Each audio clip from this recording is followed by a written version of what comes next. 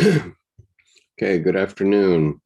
Yesterday, very early in the morning, I read The Symbolic Life, which was a talk by Dr. C.G. Jung to the Guild of Pastoral Psychology on 5 April 1939, just 5 months before World War II began. And this talk was given in London. And I promised that I would read the question and answers because they too are quite interesting. And these are questions that are coming from theologians. This is one of the few times I recall where Dr. Jung actually spoke to a group almost exclusively of theologians. And so in order to understand this Q&A, you'll need to go listen to The Symbolic Life, which I posted yesterday. But again, I'm going to go ahead and just read it through. So this is found in the collected works of C.G. Jung, The Symbolic Life, and it is volume 18 of the collected works of C.G. Jung, translated by R.F.C. Hall. And so this is the discussion. Canon H. England. In the Church of England, ritual we have, after the Holy Communion, quote, "Here we offer and present unto thee, O Lord, ourselves, our souls and bodies, to be a reasonable, holy, and lively sacrifice," unquote. That is the sacrifice, and that is the ritual which should satisfy the conditions you demand, is it not? Professor Jung, absolutely. Yes, the Church of England has a great asset in that. The Church of England, of course, is not the whole Protestant world, and it is not quite Protestant in England. The Bishop of Southwark. The question is whether it is quite a Protestant world. Professor Jung. But I should call the Church of England a real church. Protestantism in itself is no church at all. Bishop of Southwark. But there are other parts of the Protestant world which have churches. There are, for instance, the Lutherans in Sweden. Take them as an example of a Reformed church. Their conditions are more like our own. Have you ever come across the Orthodox ritual?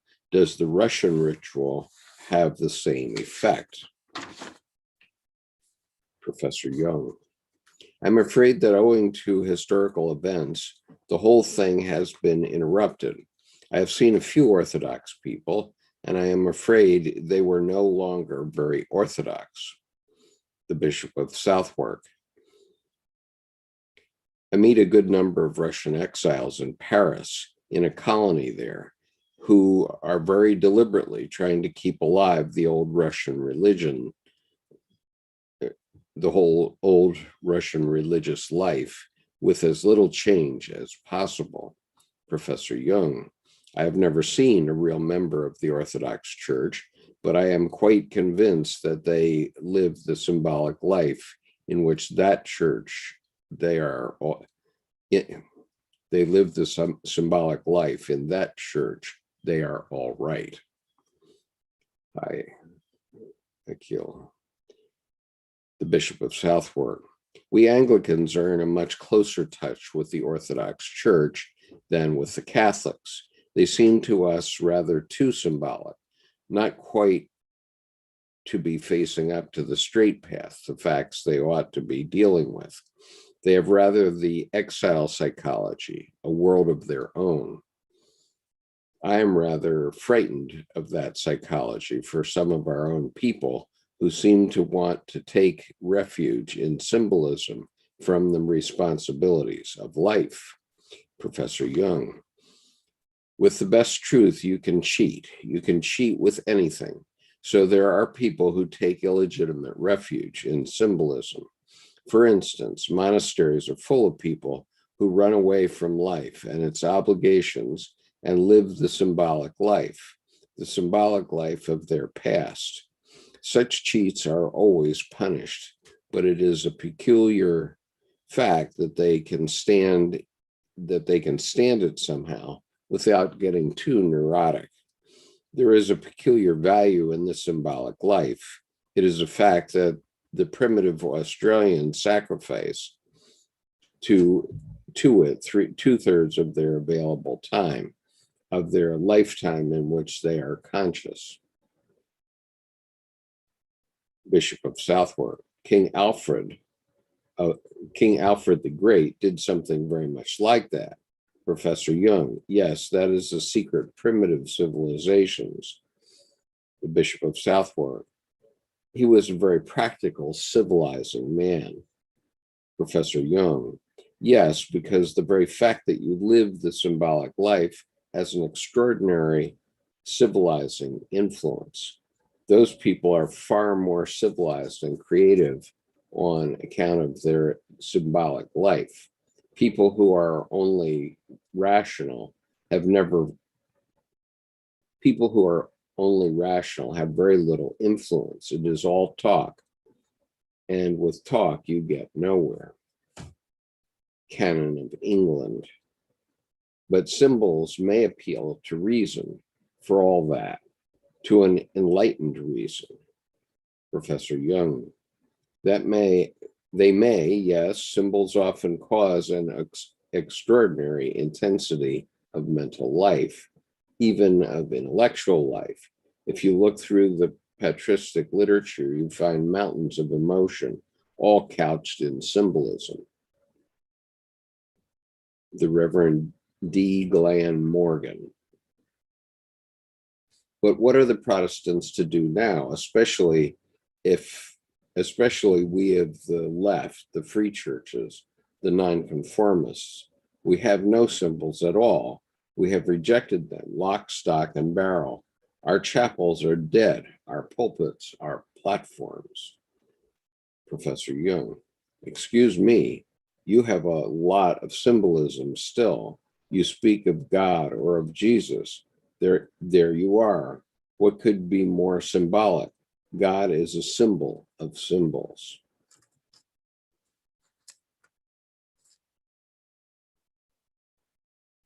Mr. Morgan, even that symbol becomes a contradiction, and there are crowds of people in our churches who can believe in Jesus Christ, but who cannot believe in God. Professor Jung, yes, and in the Catholic Church, there are plenty who believe in the church, but don't believe in God, nor in anything else. The Bishop of Southwark, how far has this something to do with it?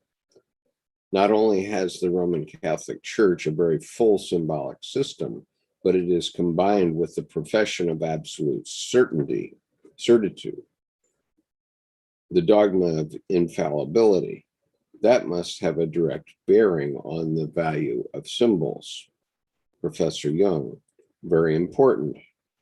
The church is absolutely right, wholly right, in insisting on the absolute validity. Otherwise, she opens the door to doubt. Dr. Ann Harling, to conflict or neurosis. Professor Jung, absolutely. Therefore, extra ecclesiam nulla salus. The Bishop of Southwark, are all forms of conflict neuroses? Professor Jung, only when the intellect breaks away from that symbolic observance. When the intellect does not serve the symbolic life, it is the devil. It makes you neurotic. Sorry, I'm having a little issue with my vision here, so I'm going to use my eye patch. Just a minute.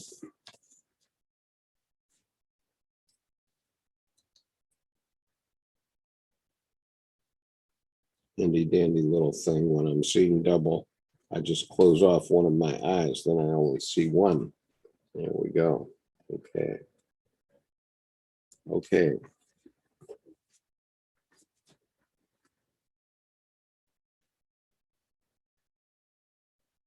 it a little more sightly.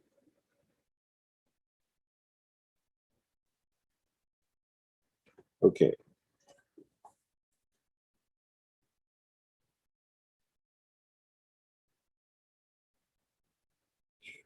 Professor Jung, neurosis is a transitory phase. It is the unrest between two positions.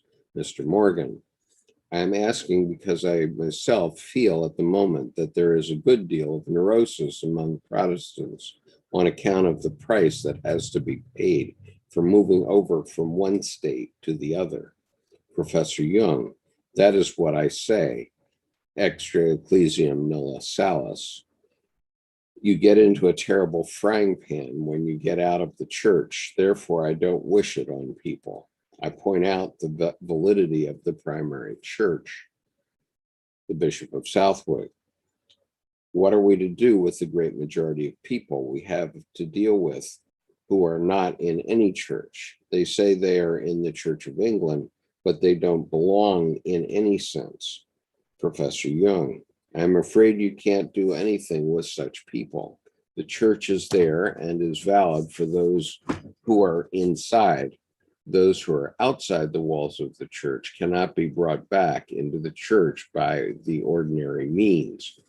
But I wish the clergy would understand the language of the soul and that the clergyman would be a director of conscience. Why should I be a director of conscience? I am a doctor. I have no preparation for that. It is the natural calling of the clergyman. He should do it.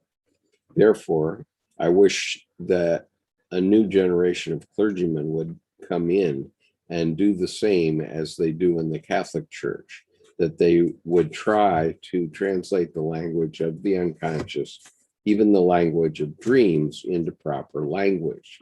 For instance, I know that there is now in Germany the Bernich-Tschechner circle, a liturgical movement. And one of the main representatives is a man who has great knowledge of symbolism. He has given me quite a number of instances, which I am able to check, where he translated the figure in dreams into dogmatic language with the greatest success. And these people quietly slip back into the order of the church. They have no right to be neurotic. They belong to a church. And if you can help them to ship back to California, to slip back to the church, you have helped them. Several of my patients became Catholics. Others went back into the church organization, but it must be something that has substance and form. It is by no means true that when the analysis when one analysis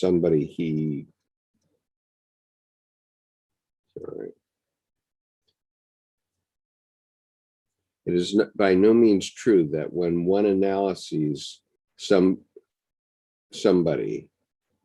analyzes somebody, he necessarily jumps into the future. He is perhaps meant for a church, and if he can go back into the church,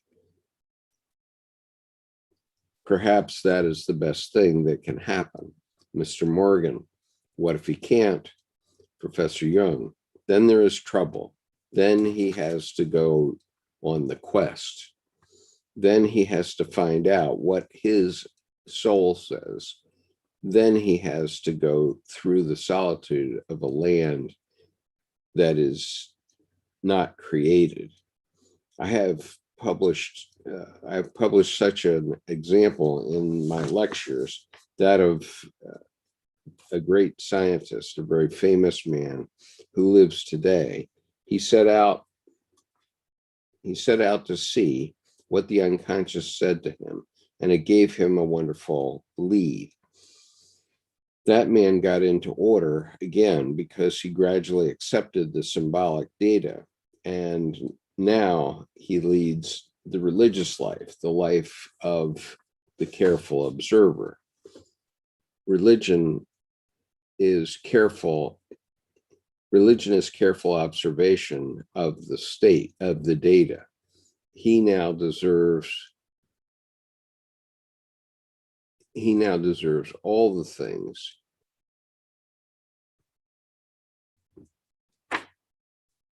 Sorry, I'm hypnotizing myself a little bit here, so I have to figure out where I am again. All right, so we've been talking about somebody who's lost the form of the church and then comes back. And that's the best thing that can happen. Mr. Morgan, what if he can't? Then there is trouble. Then he has to go on the quest. Then he has to find out what his soul says. Then he has to go through the solitude of a land that is not created. I have published such an example in my lectures, that of a great scientist, a very famous man who lives today. He set out to see what the unconscious said to him, and it gave him a wonderful lead. That man got into order again because he gradually accepted the symbolic data, and now he leads the religious life, the life of the careful observer. Religion is careful observation of the data. He now observes all the things that brought him by his dreams. That is his only guidance. And of course, this dreamer is Wolfgang Pauli, who won the Nobel Prize for Physics. We are in a new world with that. We are exactly like primitives. When I went to East Africa, I went to a small tribe in Mount Elgon and asked the medicine man about dreams. He said, "I know what you mean. My father still had dreams." I said, "You have no dreams?" And then he wept and answered, "No, I have no dreams anymore." I asked, "Why?" He answered, "Since the British came into the country." "Now, how is that?" I said. The district commissioner knows when there shall be war. He knows when there are diseases. He knows where we must live. He does not allow us to move.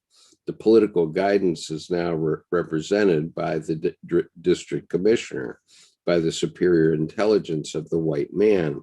Therefore, why should they need dreams? Dreams are the original guidance of a man in the great darkness. Read that book of Rasmussen about the polar Eskimos. There he describes how a medicine man became the leader of his tribe on account of a vision.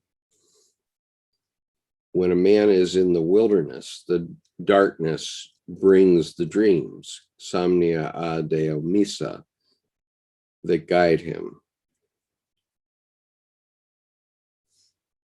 It has always been so. I have not been led by any kind of wisdom. I have been led by dreams, like any primitive. I am ashamed to say so, but I am as primitive because I do not know. When you are in the darkness, you take the next thing, and that is a dream. And you can be sure that the dream is your nearest friend. The dream is the friend of those who are not guided anymore by the spirit traditional truth, and in the consequence are isolated. That was the case with the old alchemical philosophers, and you read it in the Tractacus Aureus of Hermes Trismegistus, a passage that bears out what I said about isolation. There you read, quote, "Deus in quo est adiovatio cuius libet sequestrati." And the translation is, "God in whom is the help of all who are lonely." Hermes at the same time was a real leader of souls and the very incarnation of inspiration, thus representing the unconscious manifests in dreams. So you see, the one who is going alone and has no guidance he has the insomnia, deo misa. He has no director of conscience. Of course, when we have a director of conscience, we do not need a dream, but when we are alone, that is something else.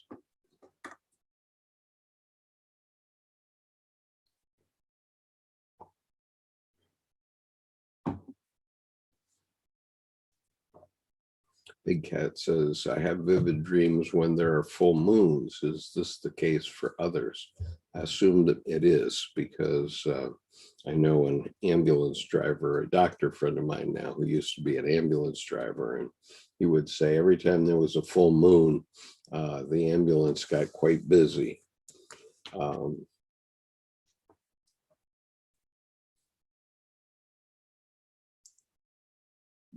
And Big Cat, yes, they auto-generate. The Bishop of Southwark, a practicing parson, a Roman Catholic, has a director of conscience and authority and does not need dreams. Professor Jung, agreed. Nevertheless, there are people in the church who have somnia deo misa, and the church is very careful to appreciate the importance of such dreams. They don't deny the fact that there are somnia deo misa, dreams sent from God, I guess. Yeah, the church reserves the right of judgment, but they do consider it. Lieutenant Colonel H.M. Edwards, are Roman Catholic priests being trained as psychologists? Professor Jung, yes. Colonel Edwards, not in this country. Not in this country? Professor Jung, no, the Jesuits are. For example, the main father confessor of Jena is a Jesuit trained in psychotherapy. Dr. A.D. Bellalio, of the Jungian school? Professor Jung, of all schools, I'm afraid he doesn't go as far as I go. I asked him about his position as to dreams, and he said, well, there we have to be careful, and we are already a bit suspect. We have the means of grace of the church. Right you are, I said. You don't need dreams. I can give no absolutism. I have no means of grace. Therefore, I must listen to dreams. I am a primitive. You are a civilized man. In a way, that man is much more wonderful than I am. He can be a saint. I cannot be a saint.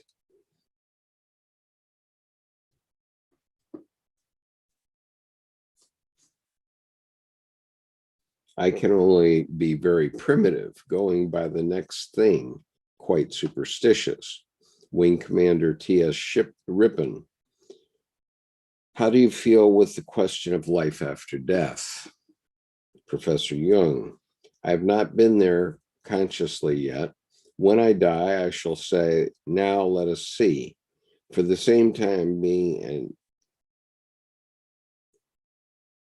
sorry, I am definitely hypnotizing myself, and so it's causing me to just fall asleep right at the switch here.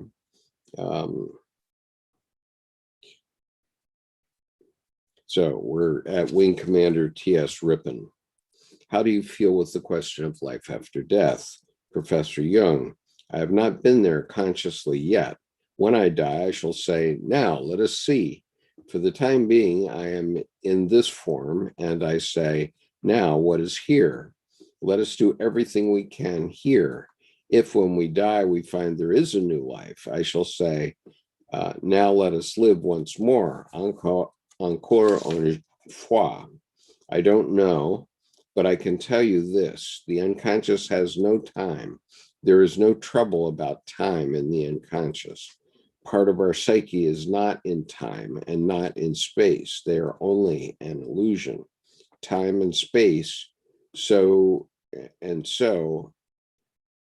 a certain part of our psyche, time does not exist at all. Mr. Derek Kitchen, you wrote somewhere, Professor, that for many persons, a belief in a future life was a necessity to psychological health.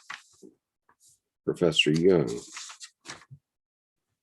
Yes, you would be out of tune if you did not consider immortality when your dreams put you up against that problem. Then you should decide. If they don't, you can leave it. But if they put you up against it, then you have to say, I must try how I feel. Let us assume that there is no such thing as immortality, no life after death. How do I feel about that? How do I function with such a conviction? Then perhaps your stomach goes wrong. So you say, let us assume that I am immortal, and then you function. So you must say, that must be right, unquote. How do we know? How do we know? How does an animal know that the particular piece of bone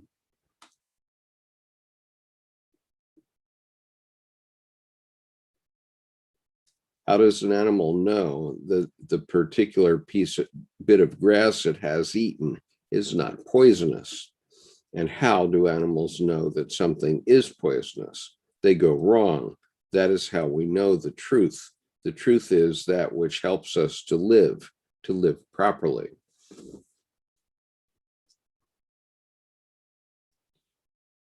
The Reverend Francis Boyd, that which works, the pragmatic test.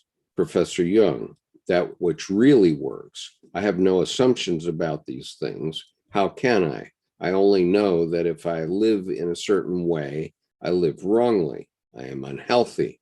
And if I live in another way, I am right. For instance, if the Pueblos believe that they are the sons of the Father's Son, they are in order. So I say, I wish I could be the son of the Son, S-U-N, the Son, S-O-N, of the Son. Alas, I can't do it. I can't afford it. My intellect doesn't allow it. So I am bound to find another form, but they're all right. It would be the greatest mistake to tell those people that they are not the sons of the Son. I tried, for instance, the argument of St. Augustine, non est dominus sal factus,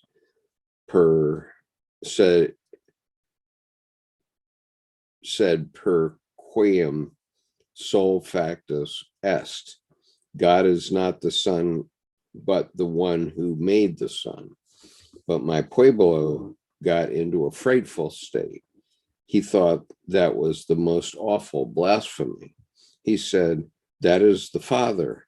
There is no Father behind it. How can we think of a Father we cannot see? And insofar as they live in that belief, it is true. It is true. Anything that lives on earth is true. So the Christian dogma is that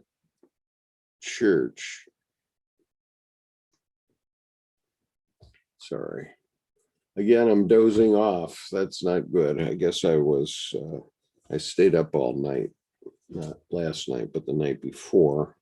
And then these ideas get very complicated in your head. And so it's like a hypnotic induction. So I apologize for dozing off as I read. It's sometimes difficult. We think we are much cleverer as long as we don't understand it, as long as we don't see where it could lead beyond. There is no reason why we should give it up. If we see we are out of it, then we have what we call a superior point of view. This is another thing. Analysis is merely a means of making us more conscious of our perplexity. We are all on the quest. the Bishop of Southwark. Would you say the same of the Nazi or the Mohammedan, that they are right to go on in their faith? Professor Jung, God is terrible. The living God is a living fear. I think it is an instrument, as Muhammad was for the people. All people, for instance, who are filled with the uncanny power, are always most disagreeable to others. I am quite convinced that some of the people in the Old Testament were very disagreeable people. The Reverend W. Hopkins. There is obviously and always has been a conflict between science and religion. It is not so acute now as it has been. How do you bring about a recollection, which obviously is the sort of thing that is needed? Professor Jung, there is no conflict between religion and science. That is a very old-fashioned idea. Science has to consider what there is. There is religion, and it is one of the most essential manifestations of the human mind. It is a fact, and science has nothing to say about it. It simply has to confirm that there is that fact. Science always runs after these things. It does not try to explain the phenomenon. Science cannot establish a religious truth. A religious truth is essentially an experience. It is not an opulence.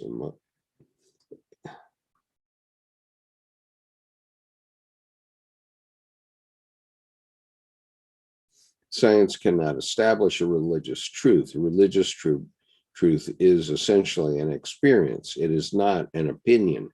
Religion is an absolute experience. A religious experience is absolute. It cannot be discussed. For instance, when somebody has had a religious experience, he just has such an experience and nothing can take it away from him. Mr. Hopkins, in the 19th century, the scientists were apt to be much more dogmatic than they are now. They dismissed all religion as an illusion. But now they admit it and they experience it themselves. Professor Jung, our science is phenomenology. In this 19th century, science was laboring under the illusion that science could establish a truth. No science can establish a truth. Mr. Hopkins, but it is the science of the 19th century that the ordinary people have today. That is our problem. Professor Jung, yes, you are up against it. It has filtered down into the lower strata of the population and has worked no end of evil. When the asses catch hold of science, that is awful. Those are the great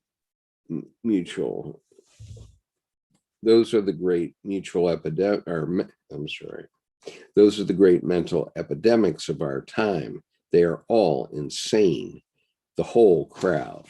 Okay, so that was the Q&A 5 months before World War II began. And then those people got very busy on other things, so they didn't come back to this thinking for 15 years. So we're fortunate to have the hand kept, the shorthand record of that speech. And Big Cat says, I wish the language of the soul was more straightforward. And Jaguar Focus says, same here. Seems like the soul loves drama. Yes, the soul does love drama, but the soul wants to push us along as quickly as it can. And so that means sometimes pushing. And so unlike your reader today, the soul doesn't stop. And so I apologize for my hypnosis today, but sometimes it happens when you're reading something that's a very archetypal book, and you start activating those ideas in your mind. It just gets too busy in your mind, and it can put you to sleep. It can hypnotize you, in fact. And so that is my reading for this afternoon. I hope you enjoyed it. And in the next few days, I'm going to read 4 more chapters of 7 Pillars of Wisdom, T.E. Lawrence's account of his life as Lawrence of Arabia. And in that segment, I will be reading about how the one trader that he ever had in his group got in his way when he got to Damascus, and how he dealt with it. It's quite amusing. So I hope you'll join me then. I probably won't do that before tomorrow afternoon at the earliest, because I've been doing a lot of reading the last couple of days. So take care now. Bye-bye.